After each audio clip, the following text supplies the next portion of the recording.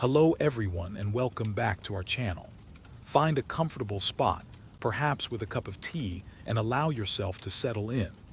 Today, we are journeying into a place of profound shadow, a place where good intentions and unimaginable cruelty walked hand in hand. A single tear, tracing a path through the grime on a cheek. It is a testament to a sorrow so deep and so private that it can only be expressed in this silent, saline language. As we conclude this deep exploration, it's essential to reflect on the central paradox of the 19th century asylum. It was a system born from a genuine, humanitarian impulse to replace the chains and dungeons of the past with places of healing and refuge. The founders, men like Kirkbride and Dix, were true reformers who believed they were creating a better world for the mentally ill. Yet, this noble vision curdled into a nightmare. Let's examine the role of the asylum in the burgeoning field of medical education. For medical students and aspiring psychiatrists of the 19th century, the large public asylum was an unparalleled learning laboratory. It provided access to a vast and captive population of clinical material. Students would attend lectures where patients were brought out and presented as living examples of specific pathologies. The use of solitary confinement, often euphemistically called seclusion, was a common method for managing difficult patients.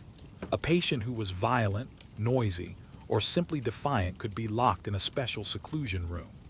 These rooms were typically small, dark, and bare, containing nothing but a mattress on the floor or a stone slab for a bed. The door was heavy and solid, with only a small peephole for observation. The smell of the asylum is a detail mentioned in many first-hand accounts, a sensory assault that is difficult to imagine today. The large, overcrowded wards with their inadequate plumbing and ventilation would have been thick with the smell of unwashed bodies, human waste, and sickness. This was overlaid with the harsh, chemical smells of institutional life. The lye soap used in the laundry, the carbolic acid used as a disinfectant, and the smell of cheap, boiled food wafting from the kitchens. The concept of visiting committees or boards of visitors was an early attempt at providing oversight for asylums. These committees were typically composed of prominent local citizens, clergymen, lawyers, doctors, and society ladies, who were appointed by the state governor. Their official role was to inspect the asylum periodically and report on its condition to the legislature. However, these inspections were often little more than a formality. Let's consider the specific case of epilepsy, which was widely misunderstood in the 19th century and often led to institutionalization. In an era before effective anticonvulsant medications, seizures were terrifying and unpredictable events. Epilepsy was not seen as a neurological disorder, but as a form of insanity or a sign of moral and genetic degeneracy. People with epilepsy were believed to be prone to violence and intellectual deterioration. The patient's relationship with their own body was profoundly altered by the asylum experience. In the outside world, the body is a private domain. In the asylum, it became public property. Patients were subjected to regular, often humiliating physical examinations. They were bathed in communal groups under the watchful eye of attendants. Their bodies were restrained, drugged, and subjected to painful treatments without their consent. The architecture of hope, as envisioned by Kirkbride, had a dark twin, the architecture of despair. As asylums became overcrowded, the original elegant wings were not enough. To house the growing population of chronic or incurable patients, institutions built annexes and back wards. These buildings were the opposite of the Kirkbride ideal. They were cheaply constructed, warehouse-like structures, designed for maximum capacity and minimum cost. Alcoholism, or inebriety as it was often called, was another major pathway into the 19th century asylum. The temperance movement was a powerful social force, and habitual drunkenness was increasingly seen not just as a vice, but as a form of insanity. Specialized inebriate asylums were established, but many people struggling with alcoholism were simply committed to standard mental institutions. They were diagnosed with conditions like alcoholic insanity or dipsomania. The patient's voice, though systematically suppressed, can still be heard if we know where to look. It survives in fragments, in the desperate, censored letters that were saved in asylum archives, in the testimony given at sanity hearings, like that of Elizabeth Packard, and in the handful of memoirs written by former patients who managed to get their stories published. These first-hand accounts are invaluable historical documents. The relentless, monotonous ticking of a grand clock in the central hall. It doesn't measure time. It hammers home the endless, unchanging passage of days, weeks, and years of confinement. The asylum's location was a deliberate choice, reflecting its function in society. Most 19th century asylums were built on the outskirts of towns, often on large, sprawling campuses in a rural or semi-rural setting. This was partly a reflection of the moral treatment philosophy, which held that a peaceful, natural environment was conducive to healing, far from the noise and stress of the city. Let's discuss the concept of night nurses, or attendants, who held immense power in the asylum's darkest hours. While the superintendent and doctors went home for the evening, the night staff took control of the wards. These attendants were often the lowest paid and least supervised of all asylum employees. They were responsible for maintaining order through the long, lonely hours of the night, dealing with everything from nightmares and seizures to violent outbursts. The role of workhouses and almshouses is critical to understanding the rise of the asylum. Before the widespread construction of specialized asylums, the insane poor were typically housed in local almshouses, alongside the elderly, the orphan, the unemployed, and the physically disabled. The conditions in these institutions were often abysmal.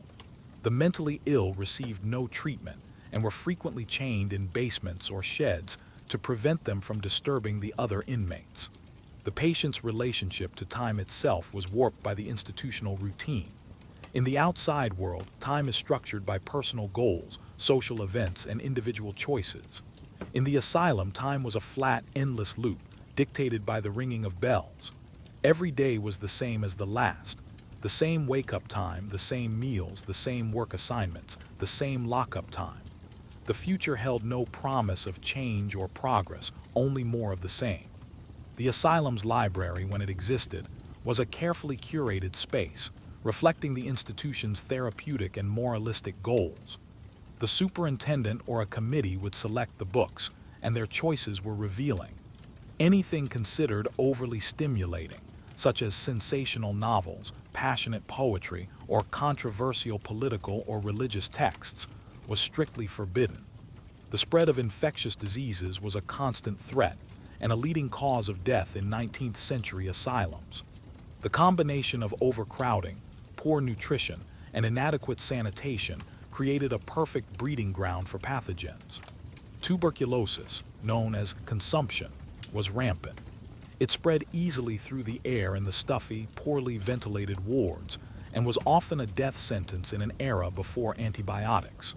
Let us consider the experience of an immigrant patient in an American asylum. In the late 19th century, waves of immigrants, particularly from Ireland, Germany, and Italy, arrived in the United States. They often faced poverty, discrimination, and immense cultural dislocation.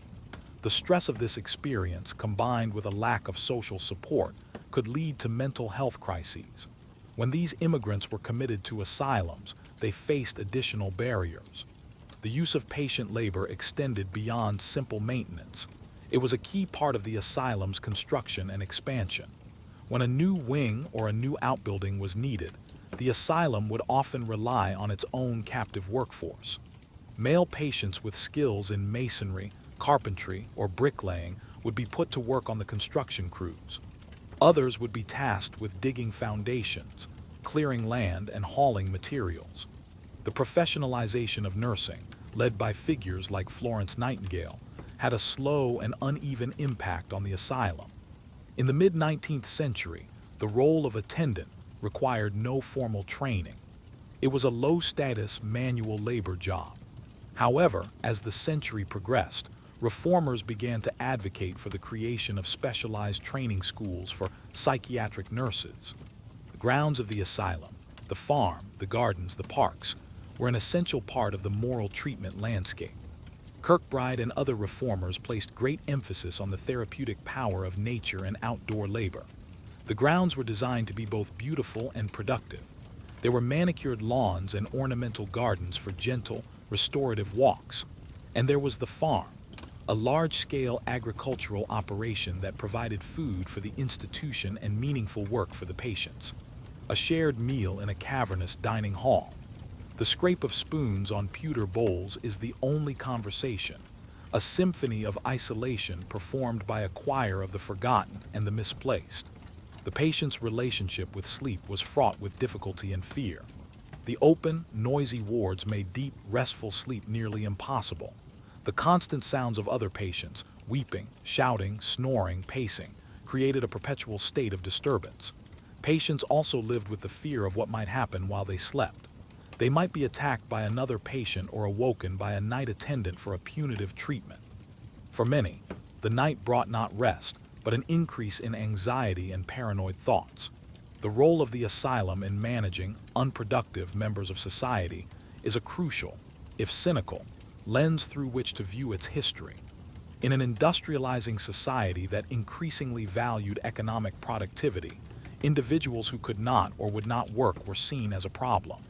This included the elderly with dementia, senile insanity, individuals with chronic physical illnesses that prevented them from working, and those with developmental disabilities. The brief, fleeting moments of joy or laughter on a ward were often viewed with suspicion by the asylum staff. In the rigid moralistic framework of the institution, a display of strong emotion, even positive emotion, could be interpreted as a symptom of disease. A patient who was unusually cheerful or talkative might be diagnosed as manic or overexcited. A sudden burst of laughter could be seen as a sign of irrationality or a loss of control. Let's explore the specific fear of being buried alive, which was a very real and prevalent anxiety in the 19th century and had a connection to the asylum. Medical science was not always able to definitively determine death, and stories abounded of people waking up in their own coffins. This fear was compounded for asylum patients. They were already legally and socially dead to the outside world. The asylum's impact on family dynamics extended to the next generation. The children of a committed patient grew up under a dark cloud of stigma and loss. They were often taunted by other children as the child of a lunatic. They had to cope with the absence of a parent and the emotional turmoil it caused within the family. Furthermore, the belief in the heredity of insanity meant that these children lived with the fear that they, too, carried the taint of madness. The very act of reading a patient's medical file from a 19th century asylum is a profoundly unsettling experience. These documents, with their copperplate handwriting and clinical, detached language, are artifacts of a lost world of thought. The doctor's notes record a patient's delusions, outbursts, and refusal to work with a kind of scientific certainty that is chilling. But between the lines, we can read another story. The transition from the term madhouse, with its chaotic and terrifying connotations, to asylum was a deliberate linguistic choice by 19th century reformers. The word asylum promised sanctuary, refuge, and safety. It was part of a branding effort to present these new institutions as benevolent, therapeutic communities, fundamentally different from the brutal dungeons of the past. Similarly, keepers became attendants and inmates became patients. The patient's relationship with clothing was a daily reminder of their lost identity. Upon admission, their personal clothes, the garments that expressed their taste, their social standing, and their individuality were taken away. They were issued a standard institutional uniform. This was typically made of coarse, durable, and shapeless fabric like canvas or rough wool, designed for longevity and ease of laundering, not for comfort or appearance. Let's consider the specific plight of the elderly in the asylum system. As people aged, they might develop what was then termed senile dementia, a condition we now understand as Alzheimer's disease or other forms of dementia. Families, unable to provide the constant care required, often saw the asylum as the only option. These elderly patients were not insane in the same way as a younger person with schizophrenia or bipolar disorder, but they were confined in the same environment. The use of patient photography for before and after pictures was a powerful propaganda tool for asylum superintendents. A patient would be photographed upon admission, often in a state of dishevelment or distress. Then, after a period of moral treatment, a second photograph would be taken. In this after picture, the patient would be clean, well dressed in their institutional clothing, with their hair neatly combed, and posed in a calm, orderly manner. Look at the floorboards, worn smooth by the shuffling of 1,000 pairs of slippered feet.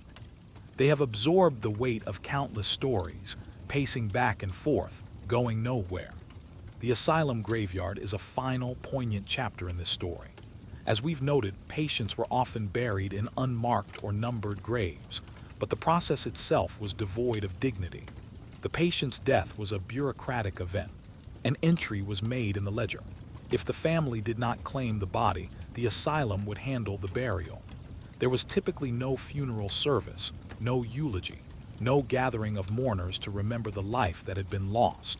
The role of fire in the history of asylums is a terrifying and recurring theme.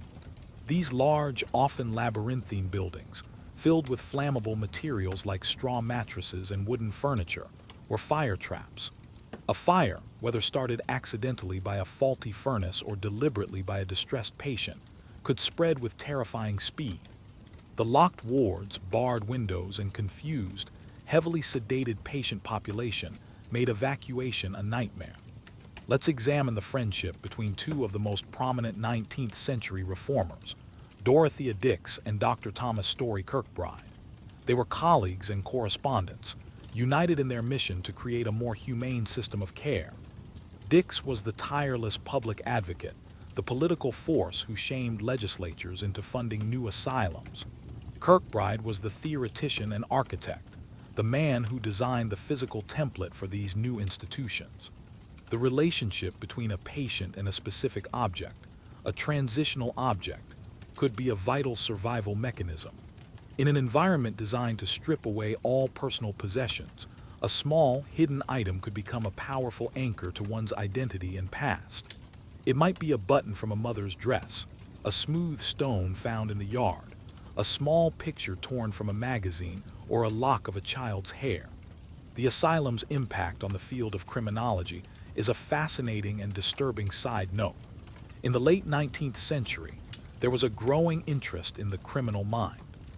Doctors and criminologists began to argue that much criminal behavior was not a product of free will, but a symptom of an underlying mental or moral degeneracy, closely related to insanity.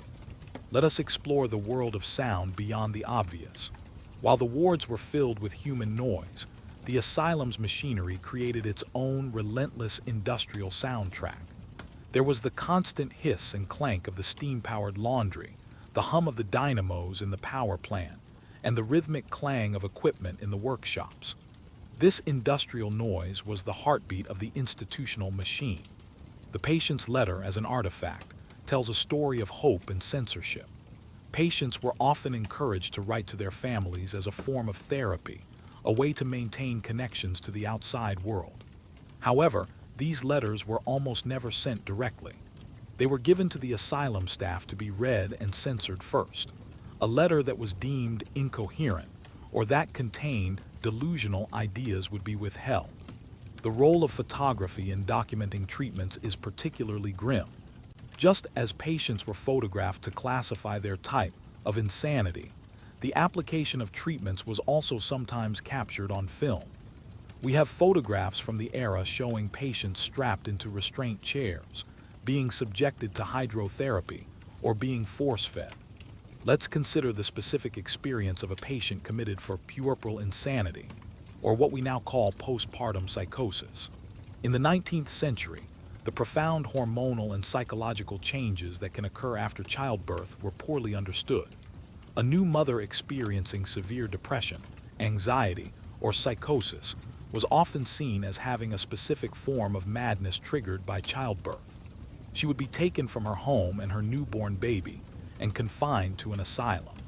The economy of the asylum ward was a complex microcosm, with its own forms of currency and power. While patients had no official money, they developed their own informal systems of barter. A patient who received a package from home with a bit of tobacco or a sweet could trade it for a favor from an attendant or for a service from another patient. A skilled patient, like one who could mend clothes or write letters for others, could command a certain level of respect and reward. A letter written with a trembling hand, pleading for release, explaining the misunderstanding. It will never be sent. It will be read, archived, and used as further proof of delusion. The asylum's relationship with the local press was often symbiotic. While investigative journalists like Nellie Bly could be a threat, the local newspaper was often a key ally for the asylum superintendent. The superintendent would provide the paper with positive stories about the institution, a successful harvest on the asylum farm, a well-attended Christmas concert for the patients, or a glowing report from the board of visitors. Let's focus on the hands of the patient. In a world where facial expressions and words were often misinterpreted, the hands could tell their own story. There were the hands of the laborer, calloused and worn from years of work on the asylum farm or in the laundry. There were the restless hands of an anxious patient, constantly fidgeting, wringing, or picking at their skin. There were the clenched fists of a patient filled with impotent rage. The concept of a moral stain, associated with mental illness, was a powerful force in the 19th century. Insanity was not just seen as a medical condition. It was viewed as a sign of moral failure, a character flaw, or even a divine punishment for sin. This belief was deeply rooted in the religious and social values of the Victorian era. It meant that a person diagnosed with a mental illness, and their entire family, was shrouded in shame. The asylum's annual calendar was marked by a few key holidays, which were celebrated with a strange mix of festive cheer and institutional control. Christmas was the most significant.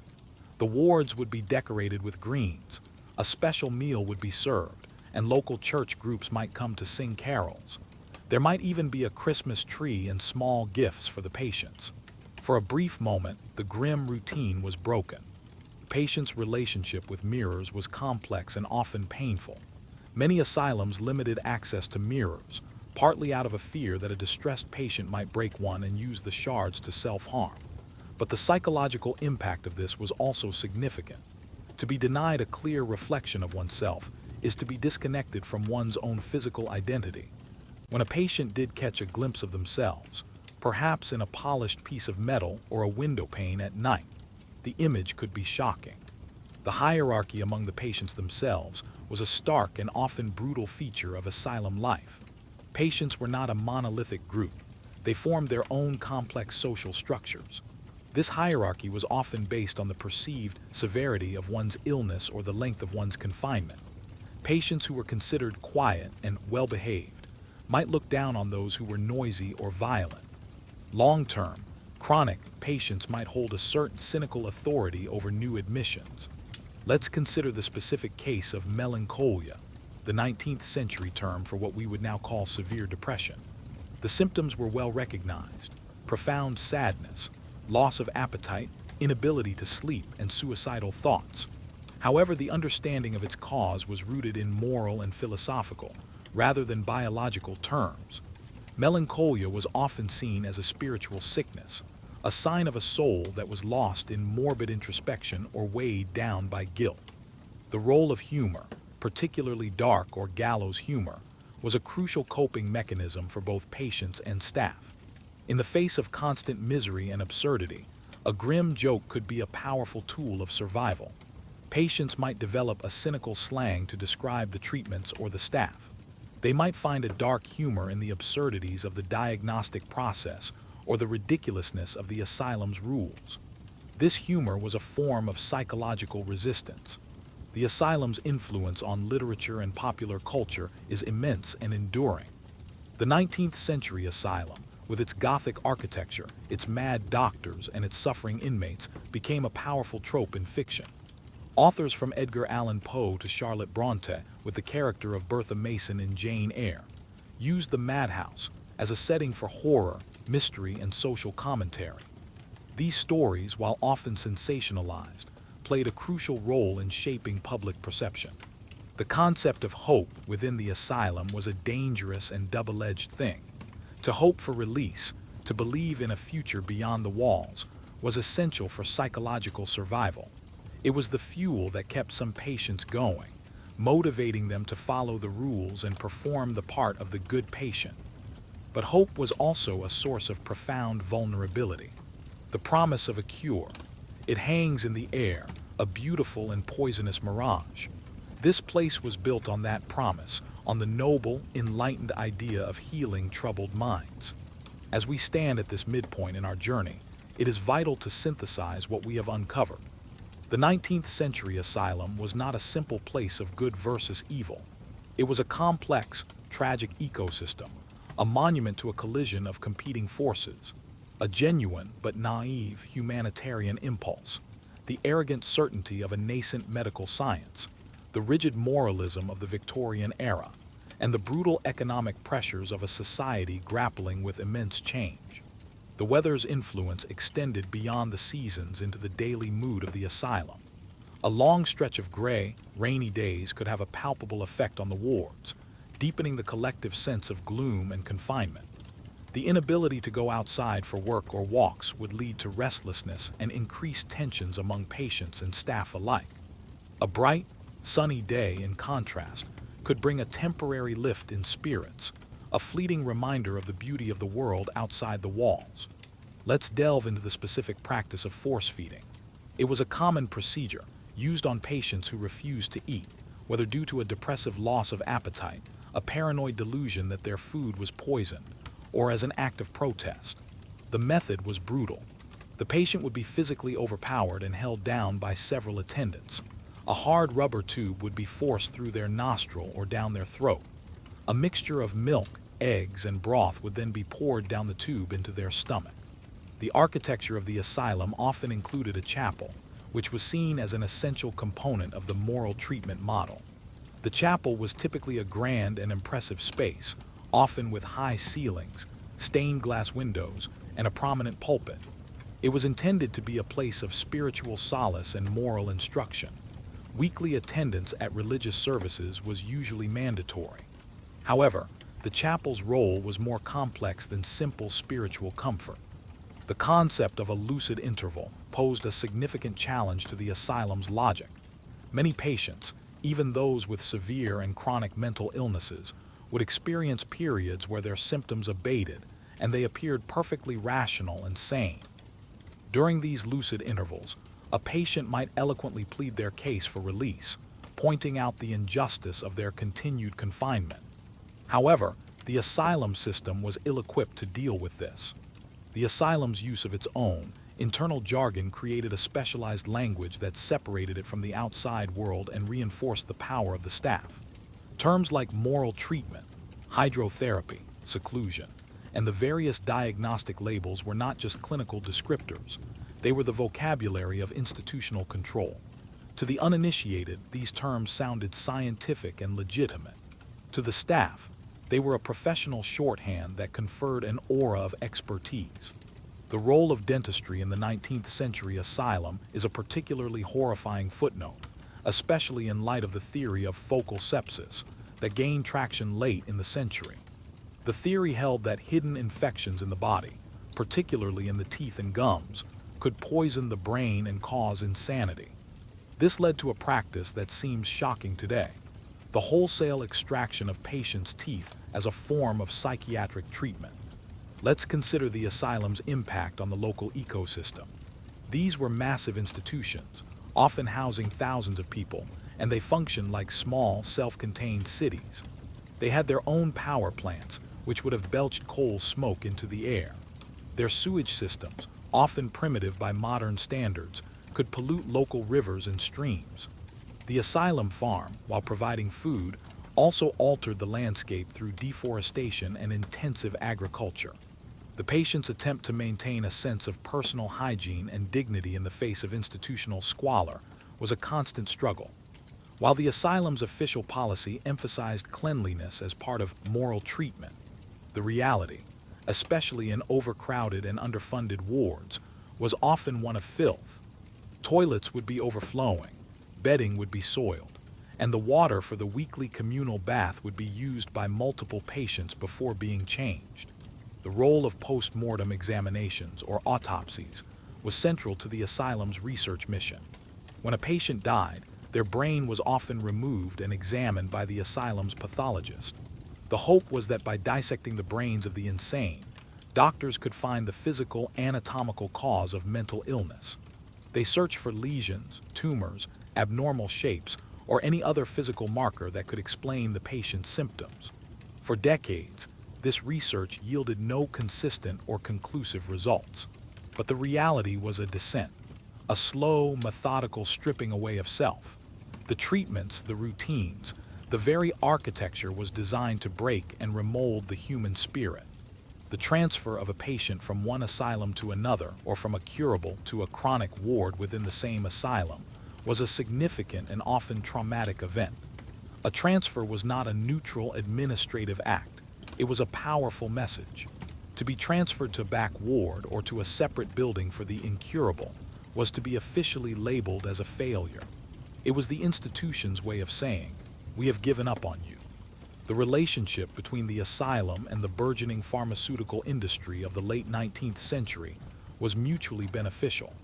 As chemical companies began to synthesize new compounds, the asylum provided a perfect testing ground. It offered a large, captive population on whom new sedatives, tonics, and other remedies could be tried. The standards for clinical trials and informed consent that we take for granted today did not exist. The sound of keys was the ubiquitous soundtrack of asylum power. The attendants carried large rings of heavy, iron keys that jangled with their every step. This sound announced their presence, their authority, and their ability to lock and unlock, to grant or deny access. For the patients, the sound of keys would have been a constant reminder of their imprisonment. It was the sound of a cell door being locked for the night, the sound of a restraint being fastened, the sound of the hydrotherapy room being opened. Let's consider the specific architecture of the asylum's windows. They were a crucial element of the building's design, intended by Kirkbride to let in sunlight and fresh air, which were considered essential for healing. However, they were also a point of vulnerability and a potential means of escape. As a result, asylum windows were almost always modified for security. They were fitted with heavy iron bars or thick metal grills. The role of pauper status was a critical factor in a person's journey to the asylum. In the 19th century, if a person with a mental illness had no family and no financial resources, they became the responsibility of the local township. The township, eager to relieve itself of this financial burden, would have the person declared a pauper lunatic and commit them to the state-run asylum. The state would then bill the township for the cost of the patient's care. The patient's hair was another site of institutional control. Upon admission, a patient's long hair, particularly a woman's, might be cut short. This was done for reasons of hygiene, to control lice, and for ease of management. But the psychological impact was profound. For a Victorian woman, her long hair was a symbol of her femininity and her identity. To have it shorn off was a deeply humiliating and masculinizing act, another part of the process of stripping away her old self. The asylum's relationship with new technologies of the late 19th century, like the telephone, is an interesting case study. In theory, the telephone could have been a tool for connecting patients with their families, a way to bridge the gap of institutional isolation. However, it was almost exclusively used as a tool for the administration. The superintendent used it to communicate with the board of trustees, to order supplies, and to consult with other doctors. Patients were not allowed to use the telephone. Let's examine the phenomenon of malingering, or feigning illness. While Nellie Bly famously feigned insanity to get into an asylum, the staff were often more concerned with the opposite problem: patients who were genuinely ill but were feigning sanity to get out. The doctors and attendants developed a cynical hermeneutics of suspicion, where every action by a patient was scrutinized for signs of deception. A patient who was suddenly calm and cooperative might be accused of malingering sanity. The role of fire escapes is a telling architectural detail. Early asylum buildings often had none. The emphasis was on security and preventing escape, not on providing a means of egress in an emergency. The catastrophic fires of the mid to late 19th century forced a change. Laws were passed requiring asylums to be retrofitted with external iron fire escapes. However, these were often a source of contention. The asylum administration feared that they would be used for escape attempts or suicides. The patient's relationship with animals on the asylum grounds could be a rare source of comfort and connection. The asylum farm had horses, cows, and chickens, and there were often cats and dogs that roamed the property. For a patient who was isolated from human connection and touch, the simple act of petting a cat or speaking to a horse could be a powerful form of therapy. Animals are non-judgmental. They do not care about a person's diagnosis or social status. A garden meant for therapeutic walks, but the flowers seemed to wilt under the weight of so much observation, their colors muted by the ever-present shadow of the institution's walls. Let us look at the asylum through the lens of a single object, a spoon. In the dining hall, the patient's cutlery would have been carefully controlled. Knives were almost always forbidden, seen as potential weapons. The patient would be issued a simple, blunt spoon, often made of pewter or tin. This spoon was a tool for sustenance, but it was also a symbol of their infantilized and untrustworthy status. The denial of a knife was a clear message. We do not trust you not to harm yourself or others.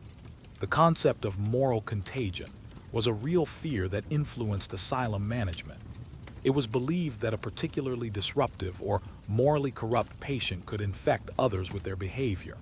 For example, a patient who practiced self-harm might be seen as a source of contagion, whose actions could inspire imitation in other, more suggestible patients.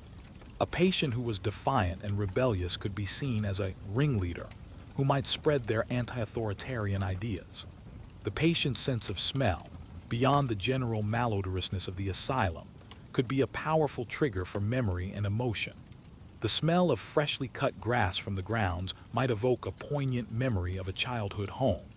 The scent of bread baking in the asylum's kitchen could trigger a feeling of warmth and domesticity that was otherwise absent. The smell of a specific flower in the garden might be linked to a memory of a loved one. Let's consider the specific plight of veterans, particularly after the American Civil War, within the asylum system. Many soldiers returned from the war with what was then called soldier's heart, or nostalgia, conditions we would now recognize as post-traumatic stress disorder, PTSD. They suffered from nightmares, flashbacks, hypervigilance, and severe depression. The patient's bed was the center of their limited personal universe. In the long, open wards, the bed was the only piece of territory that was even semi-private. It was a place for sleep, for rest, and for solitary thought. The bed itself was typically a simple, iron-frame cot with a thin, often straw-filled mattress. It was a hard and unforgiving surface. The space under the bed was one of the few places a patient might be able to hide a small, treasured possession. The asylum's relationship with the court system was primarily one of supply. Judges would commit individuals to the asylum, often with little more than a cursory hearing. However, there was another, rarer interaction, the sanity trial. This could happen when a patient like Elizabeth Packard managed to secure legal representation and challenge their confinement through a writ of habeas corpus. These trials were often sensational public spectacles. The patient's relationship with the changing light of the day was a primary way of marking time in a world without clocks or calendars. The first, weak light of dawn filtering through the barred windows signaled the imminent ringing of the morning bell and the start of another grueling day. The bright, high sun of midday marked the shift from morning to afternoon labor. The long shadows of the late afternoon promised the approaching end of the workday and the return to the wards. The asylum's amusement hall or theater was another feature of the moral treatment model. It was a space designed for concerts, magic lantern shows, and theatrical performances, both by outside groups and by the patients themselves. The patient theatricals were a particularly interesting phenomenon. Under the direction of the staff, patients would stage plays, often simple comedies or moralistic dramas. Let's consider the specific case of a patient with a developmental disability, then referred to by derogatory terms like idiot or imbecile. In the 19th century, there was little distinction made between intellectual disability and mental illness. Individuals with conditions like Down syndrome or severe autism were often committed to asylums for the insane. The floor of the asylum ward is a surface that holds 1,000 silent stories. The wooden floorboards, often bare and splintered, were worn smooth by the constant, restless pacing of countless patients. The path from the door to the window, or a small circuit around the ward's central space, would be visibly grooved into the wood, a physical scar left by years of anxiety and boredom. The floors would have been stained with spilled food, with medical fluids, and with the evidence of incontinence. A child's toy, a small wooden horse, found in the belongings of a woman diagnosed with mania. A relic of a past life, a connection to a love now deemed part of the sickness. The asylum's gate was a powerful and definitive threshold. For a person being committed, passing through the gate was the moment their old life ended and their new institutional life began. It was a point of no return. The gate was typically a formidable structure of iron bars, flanked by a gatehouse where visitors and new admissions were processed. It was a clear, physical demarcation between the sane world outside and the insane world within. The role of patient gossip and the grapevine was a vital, informal information network within the asylum. In a system where official information from the staff was scarce and unreliable, patients relied on each other for news and rumors. They would whisper in the dining hall, on the wards, or during their work assignments. Who was going to be discharged? Who was in trouble with the attendants? What was the real reason a patient was sent to the seclusion room? Let's consider the financial life of a patient, or rather, the lack thereof. Upon admission, any money a patient had was confiscated and held in trust by the asylum's administration. Their property and assets on the outside were often placed under the control of a legally appointed guardian, who was sometimes the very family member who had them committed. The patient was rendered completely financially dependent on the institution. They could not buy small comforts or necessities. The asylum's attic and basement were liminal spaces, often used for storage and filled with the forgotten remnants of patients' lives. In the dusty attic, one might find old, broken furniture from the wards, stacks of outdated medical journals, and perhaps even boxes of confiscated patient belongings that were never returned. These were the things the asylum had finished with, the detritus of its own history. The basement was an even more forbidding space. The patient's signature was a potent symbol of their lost legal identity. In the outside world, a signature is an assertion of self, a mark of consent and agreement. It is a tool of personal and financial agency. Upon entering the asylum, the patient's signature became legally worthless. They could not sign contracts, write checks, or authorize legal documents. The power of signature was transferred to the asylum superintendent or their legal guardian. The role of music therapy, in its nascent form, existed in some of the more progressive asylums. It was believed that music, like nature, had a soothing and ordering effect on the troubled mind. An asylum might have a piano or an organ in its amusement hall, and a staff member or a talented patient might be encouraged to play for the others. Group singing of hymns or simple folk songs was also a common activity. Let's examine the specific texture of the asylum's walls. The walls of the corridors and wards were a constant, imposing presence. They were typically made of thick plaster over brick or stone, designed to be durable and to muffle sound. The paint was a drab, institutional color, gray, beige, or a pale, sickly green, chosen for its inoffensiveness and its ability to hide dirt. Over the years, this paint would peel and crack, revealing the layers of previous coats like a kind of historical strata.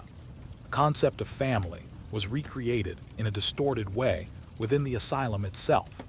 The superintendent was explicitly referred to as the father of the institutional family. He was seen as the benevolent but firm patriarch who was responsible for the moral and medical well-being of his children, the patients.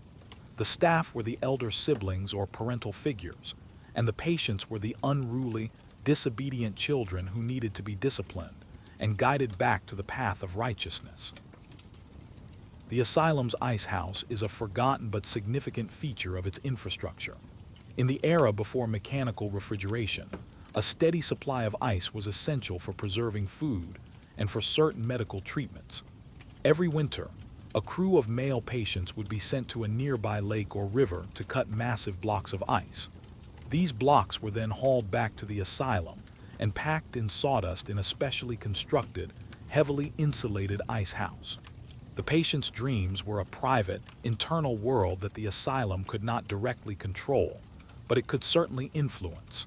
The daily experiences of confinement, fear, and trauma would inevitably bleed into the patient's dream life. Many would have had recurring nightmares of being chased, trapped, or subjected to treatments.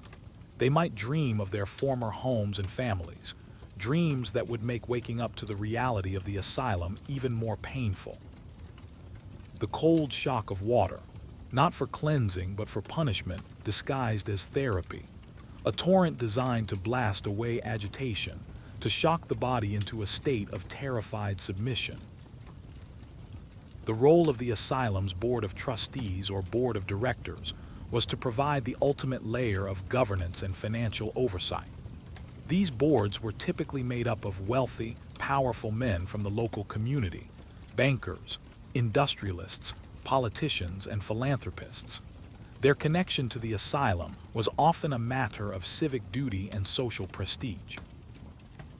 The patient's relationship with their own past was a key battleground in the asylum. The doctors often viewed a patient's personal history, or anamnesis, as a collection of traumas, bad habits, and hereditary taints that had led to their current state. The goal of moral treatment was, in a sense, to sever the patient from this diseased past and to construct a new, healthier identity. Patients were discouraged from dwelling on their past, as this was seen as morbid introspection. The asylum's farm was more than just a source of food and a place for patient labor. It was a powerful symbol of the moral treatment ideology.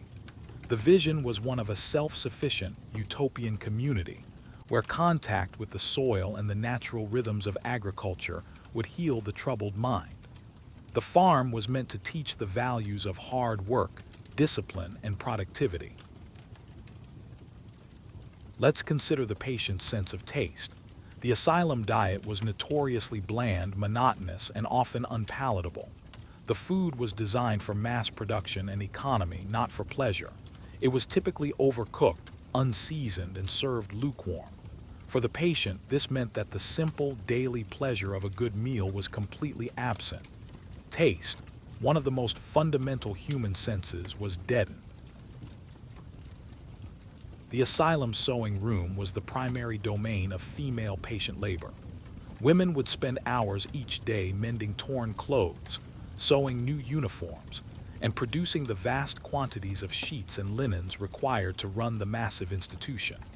The work was repetitive and monotonous, performed in a large, communal room under the watchful eye of a female attendant. The patient's death certificate is a final, bureaucratic testament to their institutional life. The cause of death listed was often a physical ailment, like tuberculosis or heart failure, which were rampant in the asylums. But sometimes, the cause of death would be listed as the mental illness itself, such as exhaustion from acute mania. This reflects the 19th century belief that the mental illness could itself be a fatal condition. The death certificate is a chillingly concise document. The role of the pathological liar diagnosis is a fascinating example of the asylum's self-justifying logic. A patient who repeatedly complained about mistreatment, who insisted on their sanity, or who told stories that contradicted the official record could be diagnosed as a pathological liar or as suffering from morbid lying. This diagnosis was a powerful tool for discrediting a patient's testimony. It meant that anything the patient said could be dismissed as a symptom of their disease. The asylum's heating system was a critical piece of infrastructure that had a profound impact on patient life. Most large asylums were heated by a central boiler plant that pumped steam or hot water through a vast network of pipes and radiators. In the winter, the sound of the steam hissing and clanking through the pipes would have been a constant presence. The heat was often unevenly distributed. Let's consider the specific experience of a patient with artistic or literary talent. While some asylums encouraged art as a form of therapy, a patient's creative work could also be viewed with suspicion. A painting that was too abstract or disturbing could be seen as a manifestation of a disordered mind. A piece of writing that was too fantastical or that criticized the institution could be labeled as a delusional text. The asylum's water tower was a dominant and symbolic feature of its landscape. Often the tallest structure on the grounds, the water tower was a visible landmark for miles around. It represented the asylum's self-sufficiency and its modernity. It held the vast quantities of water needed for drinking, for sanitation, and most ominously, for the hydrotherapy treatments. The tower was the source of the high-pressure jets of cold water that were used to punish and subdue patients. We are pulling back the heavy, iron-bolted door on the 19th century mental asylum. Behind this door lie stories that have been silenced by time, shame, and the cold indifference of history. The binding of a straitjacket. The rough canvas chafes the skin, but the true damage is the crushing weight of helplessness, the utter inability to even wipe away your own tears. The patient's relationship with their own name was a crucial marker of their identity. The asylum staff would often refer to patients by their last name only, or, in some cases, by a diagnosis or a case number. This was a subtle but effective way of stripping them of their personhood. To insist on being called by one's full name or by a preferred first name was an act of self-assertion. The asylum's use of experimental diets is another dark chapter in its history. Beyond the standard, monotonous fare, some doctors experimented with specific dietary regimens to treat mental illness. Based on various theories, they might prescribe a diet that was entirely vegetarian, or one that eliminated all starches, or one that consisted solely of milk. These diets were imposed on entire wards of patients without their consent. The view from the asylum window was a complex and powerful experience. For a patient on an upper floor, the window might offer a panoramic view of the surrounding countryside, a beautiful landscape that was a world away from the ugliness of the ward. This view could be a source of solace, a connection to a larger, freer world, but it was also a source of deep pain. The beauty of the view underscored the tragedy of their confinement. They could see the world, but they could not touch it. The asylum's administrative building was the institution's brain and its public face. It was typically the most architecturally impressive part of the complex, designed to project an image of authority, order, and scientific professionalism. This building housed the offices of the superintendent and the medical staff, the boardroom for the trustees, and the reception area for visitors. Let's consider the specific sound of weeping on a ward. In a place filled with so much suffering, the sound of a person crying would have been a common, almost constant background noise. But it was not a simple sound. There was the loud, hysterical weeping of a newly admitted patient, still in shock and protesting their confinement. There was the quiet, hopeless, and continuous sobbing of a patient lost in a deep depression. The patient's shoes are a small but telling detail. Upon admission, their own shoes, which connected them to their former life of walking free in the world, would be taken away. They were issued institutional footwear, which was often ill-fitting and poorly made. It might be a pair of rough leather brogans for the men working on the farm, or soft, shapeless slippers for patients confined to the wards. These shoes were not designed for comfort or for long-distance walking. The role of the asylum in the development of comparative psychiatry is a disturbing one. 19th century psychiatrists, influenced by colonial and racist ideologies, were interested in how insanity manifested differently in civilized versus primitive races. They would read reports from colonial doctors and missionaries and compare the symptoms of a patient in a London asylum with those of a person in Africa or Asia. The asylum's power over a patient's sleep-wake cycle was absolute. The day was artificially started with the ringing of a bell, often before dawn, and it was artificially ended with a mandatory lights-out time, often shortly after dusk. There was no room for individual variation. Night owls and early birds were all forced into the same rigid schedule. This externally imposed rhythm was a powerful tool of discipline. The patient's privileges were a key part of the asylum system of reward and punishment. These were not rights. They were rewards that could be granted for good behavior and withdrawn for bad. Privileges might include access to the library, a visit to the amusement hall, a better work assignment, a slightly better meal, or the most coveted privilege of all, parole, which meant the patient was allowed to walk on the asylum grounds unsupervised. Let's consider the specific sensory experience of being in a straitjacket. The first sensation is the rough, coarse texture of the canvas against the skin. The next is the immense pressure, the feeling of being tightly bound and compressed. The arms are pinned, making it impossible to scratch an itch, wipe one's nose, or defend oneself. The inability to move creates a rising sense of panic, a feeling of being trapped and helpless that can be overwhelming. A doctor, his face earnest and convinced of his own righteousness. He is a man of science, a pioneer. He does not see the patient. He sees a puzzle to be solved, a malfunction to be corrected. The asylum's visiting room was a space of intense emotional drama and social performance. It was one of the few places where the inside and outside worlds met.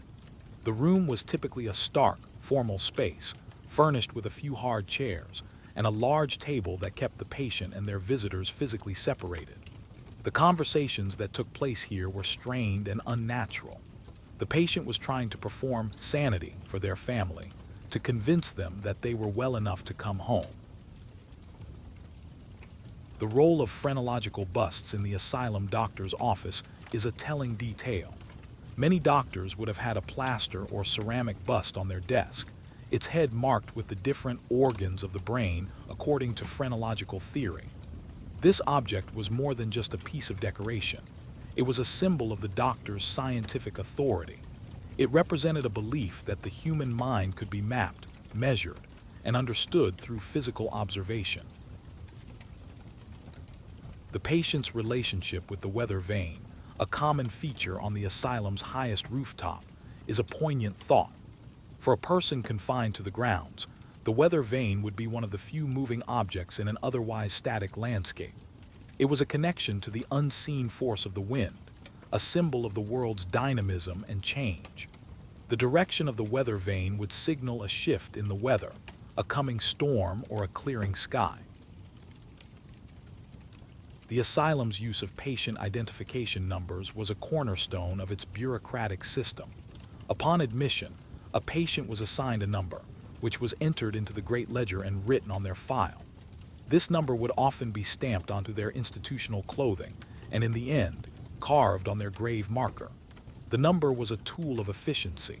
It allowed the massive, anonymous population to be tracked and managed, but it was also a profound tool of dehumanization. Let us focus on the moment of discharge for the few who experienced it. It was not always a moment of pure joy. After years or even decades of institutionalization, the outside world could be a terrifying prospect. The patient had been stripped of their property, their social connections, and their ability to make even the simplest decisions. They were often released with nothing more than a new suit of clothes and a few dollars in their pocket. The specific fear of being forgotten was a central anxiety for the long-term patient. As the weeks turned into months and the months into years, visits from family might become less frequent, and letters might stop coming altogether.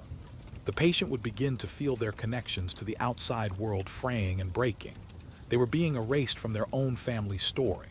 This fear was often a reality.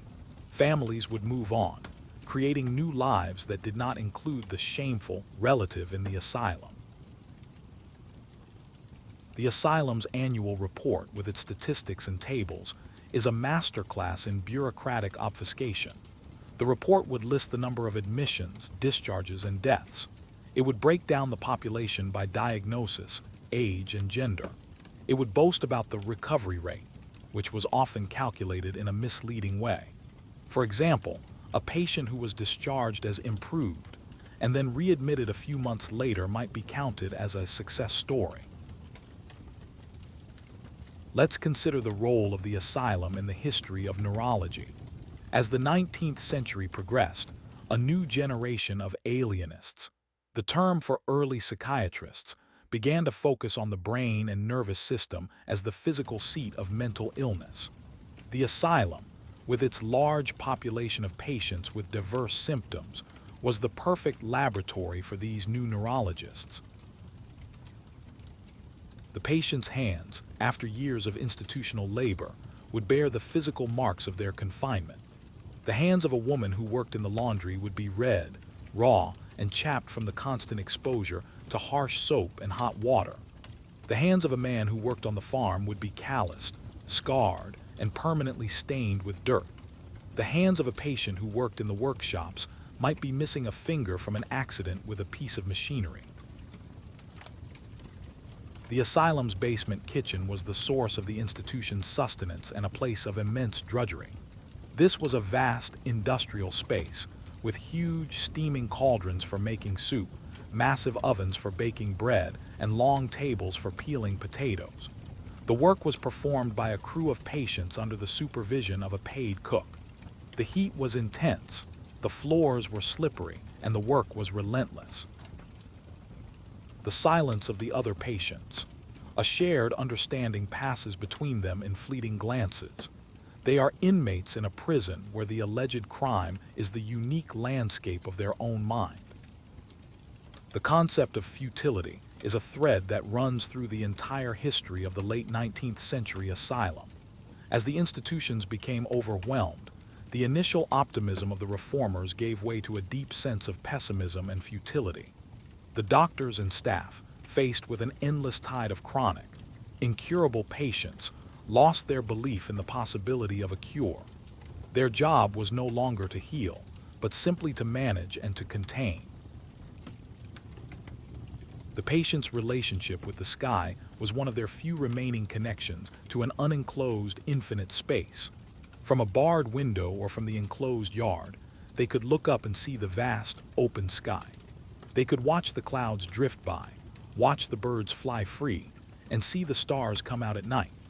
The sky was a symbol of a freedom that they had lost, a boundless expanse that stood in stark contrast to the confinement of the walls and fences. Let us focus on the final act of closing an asylum, a process that began in the mid-20th century and continues in some ways to this day.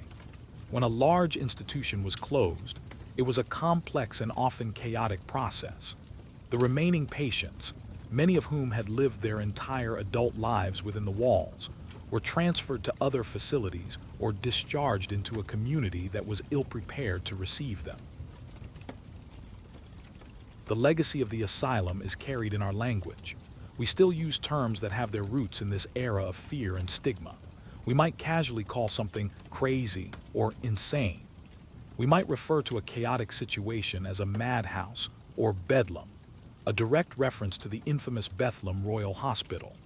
These words, though often used lightly, are artifacts of a time when mental illness was seen as a terrifying and shameful condition. In reflecting on the horrifying reality of the 19th century asylum, it is easy to feel a sense of distance and moral superiority. We look at the barbaric treatments and the pseudoscientific theories, and we reassure ourselves that we have moved beyond such ignorance. But this is a dangerous illusion. And so, our journey through the shadowed halls of the 19th century asylum comes to a close. We have walked the wards, listened for the echoes, and tried to give voice to those who were silenced. The story is a grim one, a testament to the catastrophic failure of a system born from noble ideals. But it is a story that must be told. To forget the numbered graves, the censored letters, and the brutal cures is to dishonor the memory of the millions who suffered within these walls. A forgotten anniversary, a birthday that passes without a cake or a kind word. Time flattens here, and the milestones that once defined a life dissolve into the gray routine. The weight of a label, once declared insane, every action is filtered through that lens. A moment of anger is rage. A moment of sadness is profound melancholia. A moment of joy is mania. A door to a private room, but it has a small slat that can be opened from the outside. There is no privacy here. You are a specimen, constantly observed, catalogued, and judged. The hope that flickers with each new dawn, only to be systematically extinguished by the ringing of the morning bell, signaling another day of the same suffocating reality. A book, its pages filled with theories on phrenology.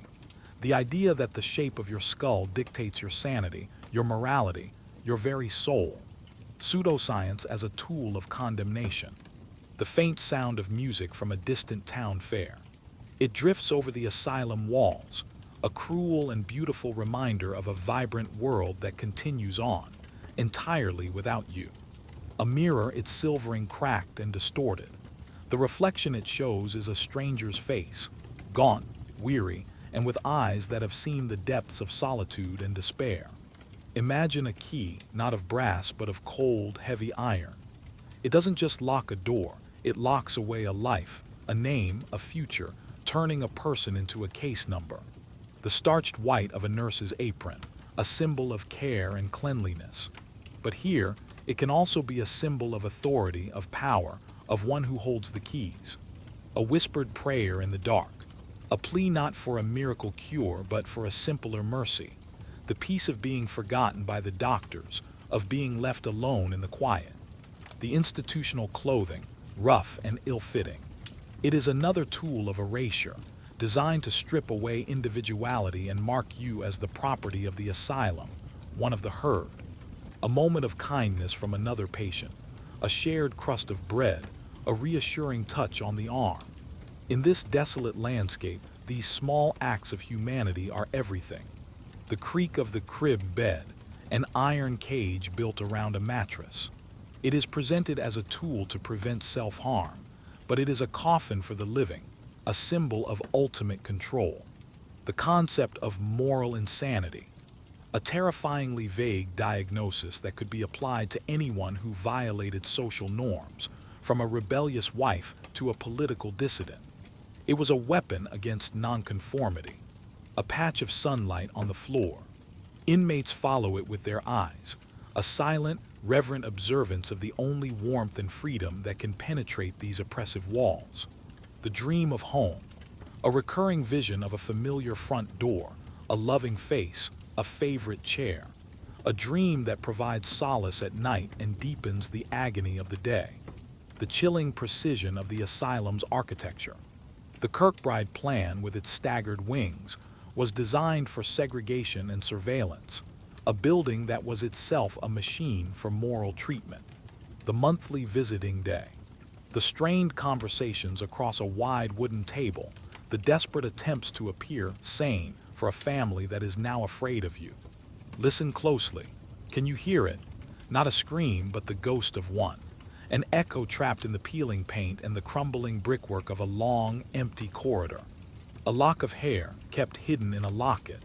A tangible link to a person you once were, a life you once had, before the great, gray wave of the institution washed it all away. The superintendent's annual report, filled with statistics and success stories. It speaks of recovery rates and discharges, a sanitized fiction that conceals the daily reality of human suffering. The smell of rain on the dusty grounds. It brings a memory of running free as a child, a sensory jolt that is both a comfort and a fresh wave of grief for all that has been lost. The dull ache of boredom, an intellectual and spiritual starvation that was as damaging as any physical malady. The mind, left with nothing to do, begins to turn on itself. The casual cruelty of an attendant, born of exhaustion and frustration. A harsh word, a rough hand, small abuses that accumulate into a mountain of trauma over the years. The classification of patients: manic, melancholic, demented, epileptic.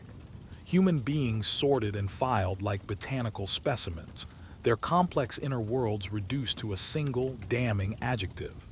The hope invested in a new treatment, a new tonic, a new theory, a new machine.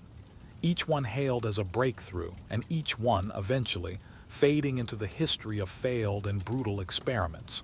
The sight of another patient being taken to the hydrotherapy room, the shared, silent acknowledgement of the ordeal to come, a collective fear that binds everyone together in a grim fraternity, the slow erosion of hope, not a sudden collapse but a gradual wearing away, like stone under dripping water, until all that remains is a quiet, resigned acceptance of the walls.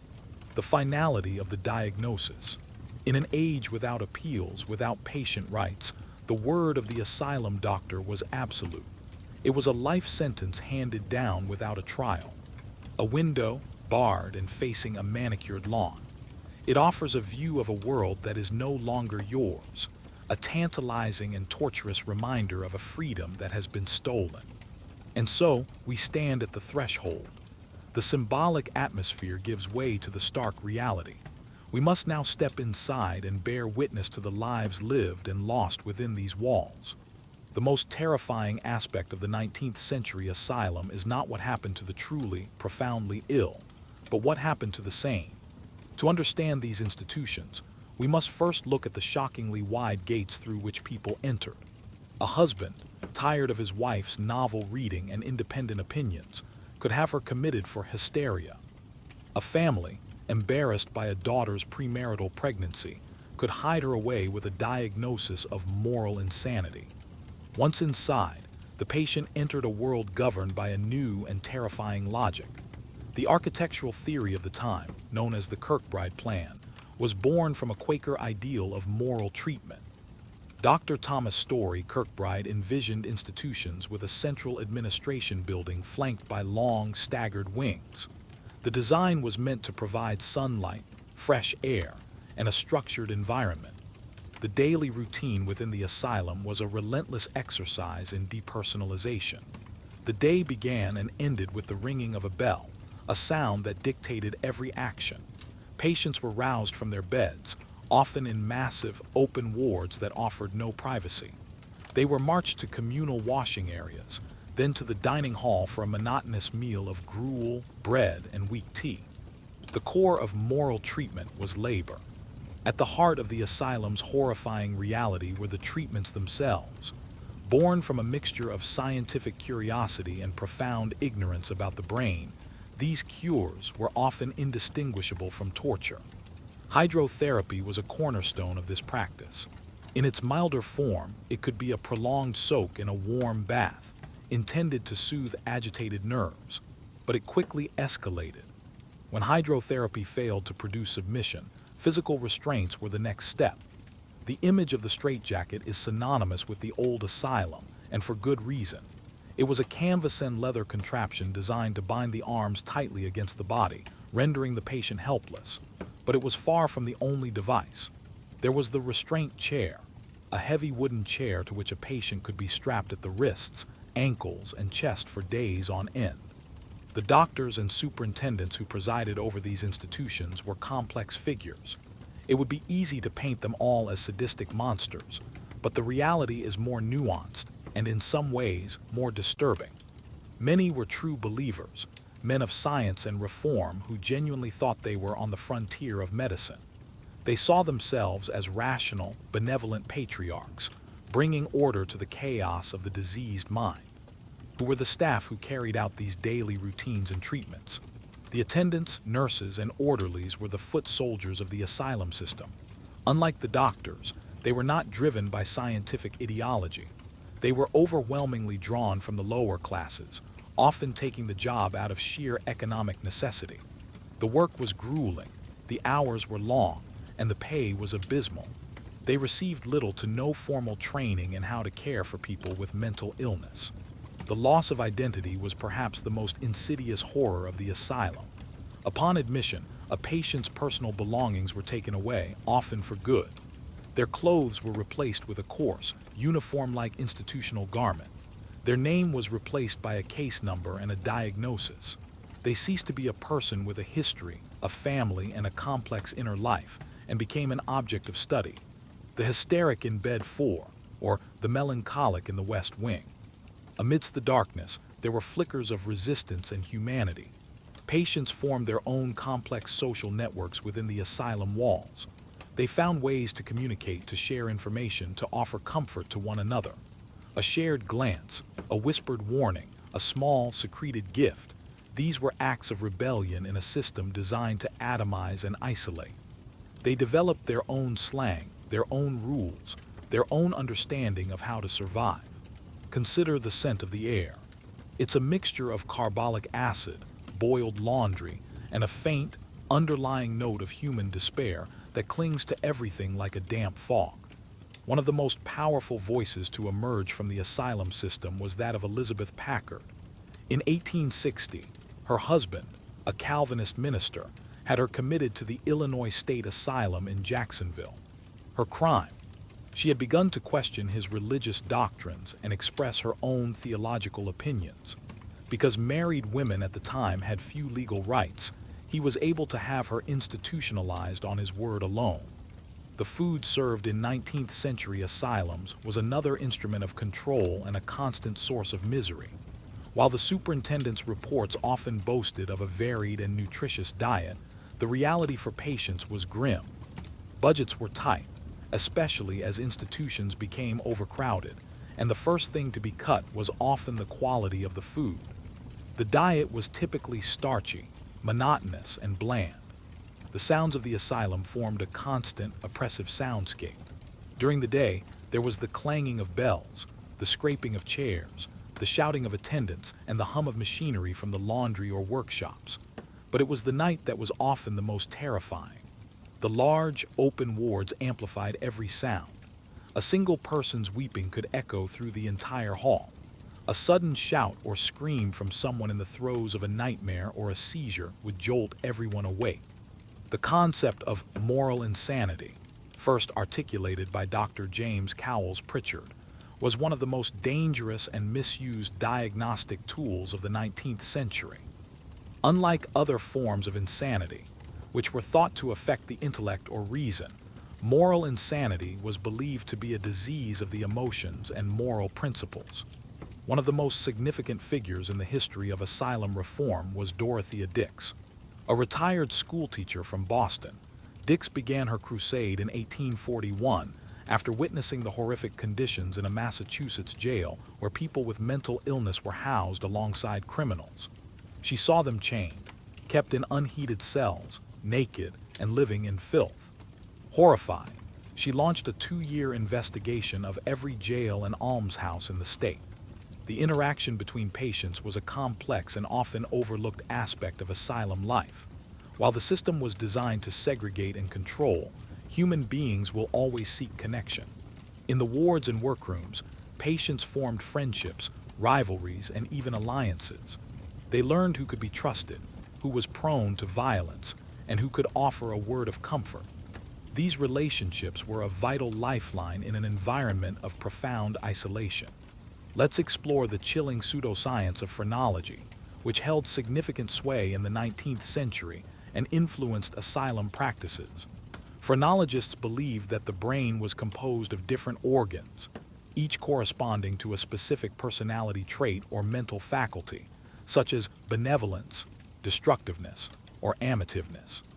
They claimed that the size of these organs could be determined by measuring the bumps and contours of the skull. The role of family was a double-edged sword for the asylum patient. For many, it was a family member, a husband, a father, a sibling, who had them committed in the first place. This initial act of betrayal, whether born of malice, desperation, or genuine but misguided concern, created a profound wound. Once a person was institutionalized, families often distanced themselves out of shame, fear, or the simple inconvenience of it all. Religion played a deeply ambiguous role within the 19th century asylum. On one hand, many asylums were founded on religious principles of charity and compassion. Religious services were a standard part of the weekly routine, intended to provide solace and moral guidance. A calm and pious demeanor was often seen as a sign of improving mental health. On the other hand, religion could be a source of pathology and a tool of oppression. Children were not spared from the asylum system. While specialized institutions for children were rare, adolescents and sometimes even younger children could be admitted to adult asylums.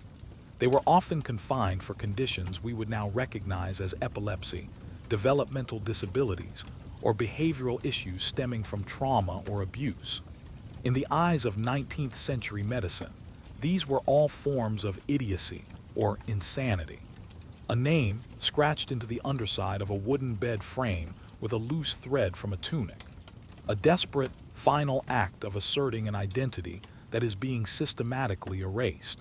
The architecture of surveillance was a key feature of asylum design. It wasn't just about the Kirkbride Plan's layout. It was in the details.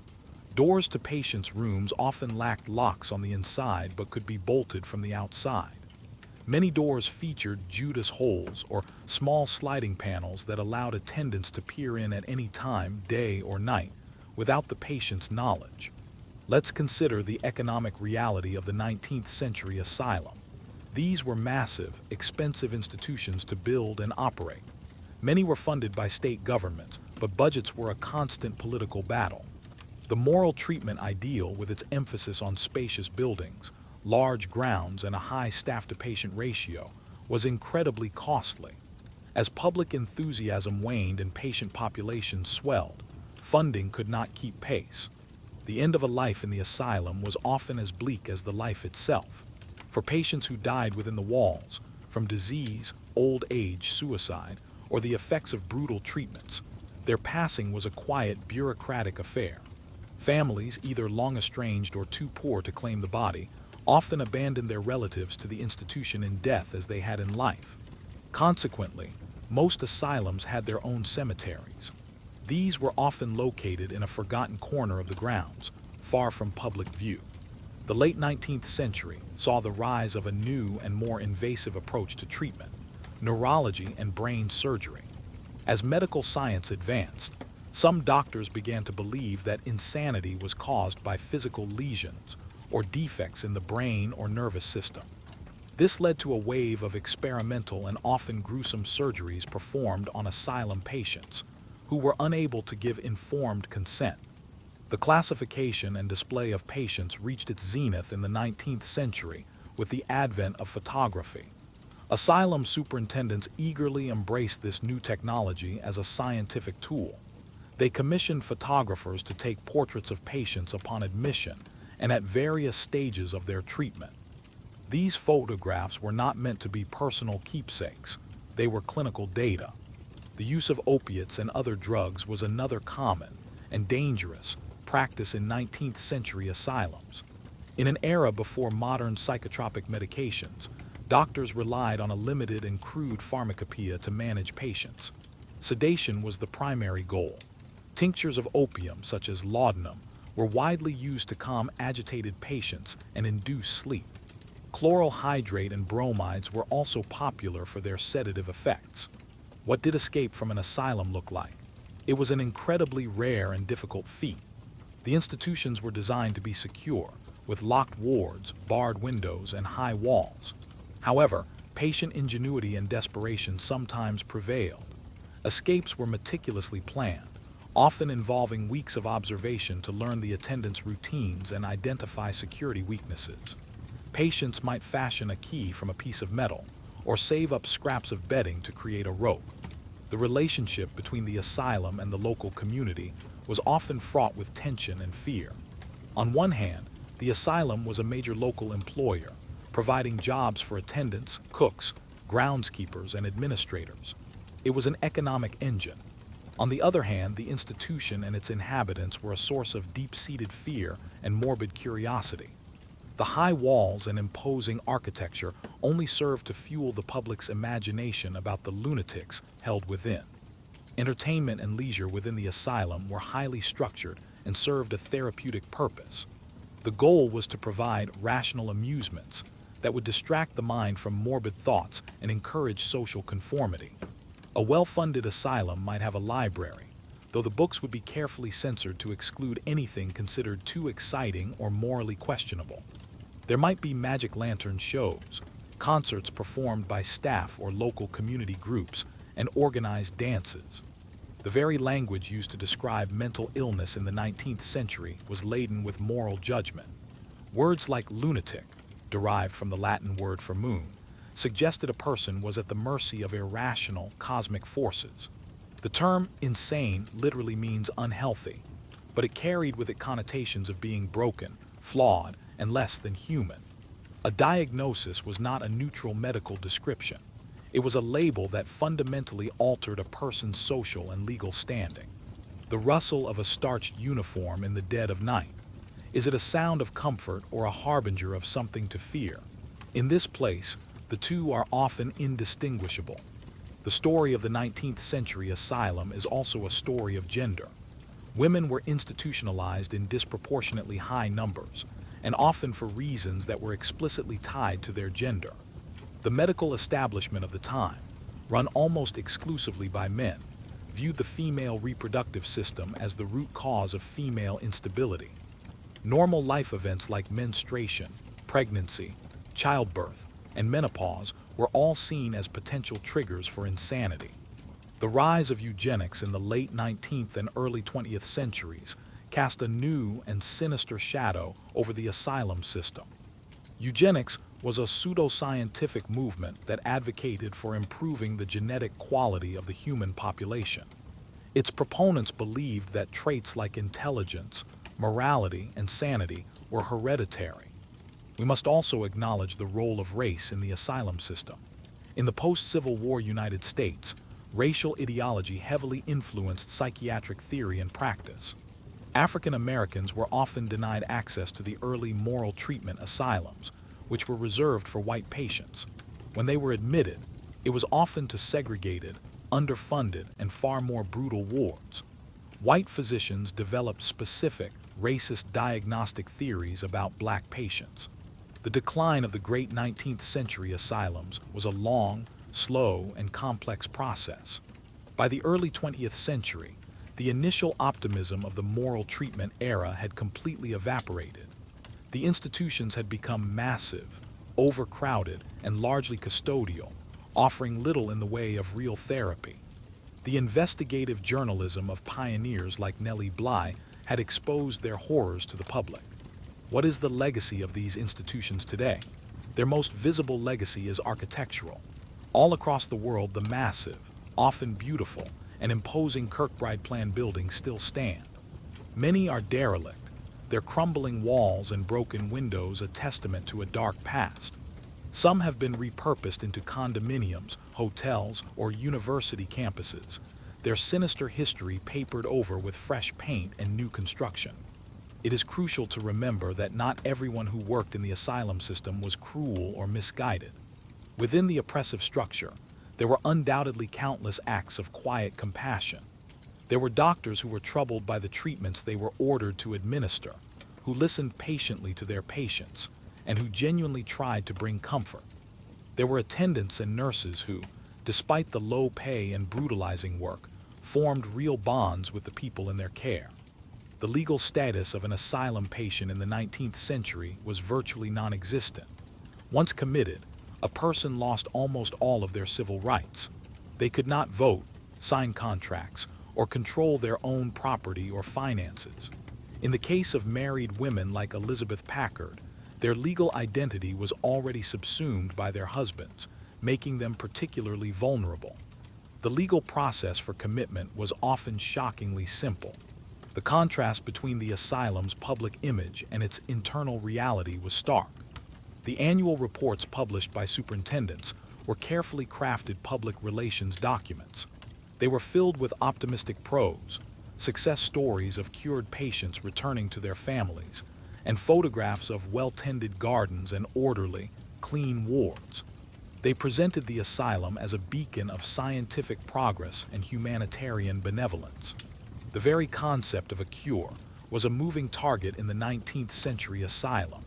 What did it mean to be cured of insanity? In the absence of a real understanding of the underlying biology of mental illness, A cure was defined almost entirely in behavioral terms. A cured patient was one who was quiet, orderly, compliant, and willing to work. The impact of long-term institutionalization on the human mind is a phenomenon sometimes referred to as institutional neurosis. Even for those who may have entered the asylum with relatively minor issues, years of living within its walls could create a new, more debilitating condition. The systematic stripping away of personal responsibility, the lack of stimulation, the constant surveillance, and the enforced dependency fostered apathy, passivity, and a loss of social skills. Think of a diagnosis, written in elegant cursive in a heavy leather-bound ledger.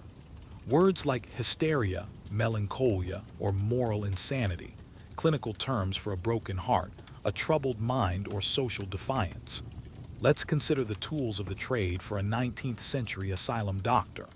Their primary tool was the ledger, a large, leather-bound book where they meticulously recorded observations about each patient. These entries were a mix of clinical notes, moral judgments, and detailed descriptions of behavior. A patient's refusal to eat, a bout of weeping, or an angry outburst would all be noted down as symptoms of their pathology. The doctor's other key tools were those of classification. Suicide was a constant and tragic reality within the asylum walls. Despite the surveillance and the removal of obvious means, desperate patients found ways to end their lives. They might hang themselves with a strip of bedding, drown themselves in a bathtub, or find a sharp object that had been overlooked. For many, suicide was the only way to escape a life of unbearable suffering and hopelessness. Each suicide was a profound failure of the institution, a testament to the depth of despair it could induce. Art and creativity offered a rare outlet for expression for some asylum patients. In a world where their words were dismissed as symptoms, making art was a way to communicate their inner experience directly, without the filter of language. Some patients drew or painted, creating works that were haunting, beautiful, and deeply personal. They might sketch portraits of their fellow inmates, depict scenes from their pre-asylum life, or create fantastical images from their own imagination. The changing scientific paradigms of the 19th century directly shaped the asylum's evolution. In the early part of the century, the moral treatment model was dominant, influenced by Enlightenment ideals about the power of reason and environment. The focus was on creating an orderly, structured, and benevolent setting to coax the patient back to rationality. The economic ties between asylums and the industries that supplied them formed a powerful, self-perpetuating system. A whole economy grew up around these massive institutions. Companies specialized in manufacturing institutional furniture, like the heavy restraint chairs and Utica cribs. Pharmaceutical companies supplied vast quantities of sedatives and tonics. Food contractors provided the tons of cheap grain and meat needed to feed the population. The role of heredity in asylum diagnosis was a powerful and damning concept. In an era before modern genetics, ideas about heredity were vague but deeply influential. Doctors would meticulously question patients and their families about any history of insanity, epilepsy, alcoholism, or even just eccentricity in their lineage. Finding such a history was seen as a confirmation of the diagnosis and a sign of a poor prognosis. Let's delve deeper into the experience of being a woman on a hysteria ward. Hysteria was the ultimate catch-all diagnosis, a clinical term for what was essentially unmanageable womanhood. The symptoms could include anything from anxiety and depression to fainting spells, muscle spasms, irritability, and even a healthy sexual appetite. The treatments were specifically aimed at subduing the female body and spirit. The discharge process from a 19th century asylum was an uncertain and often arbitrary affair. There were no clear clinical criteria for release.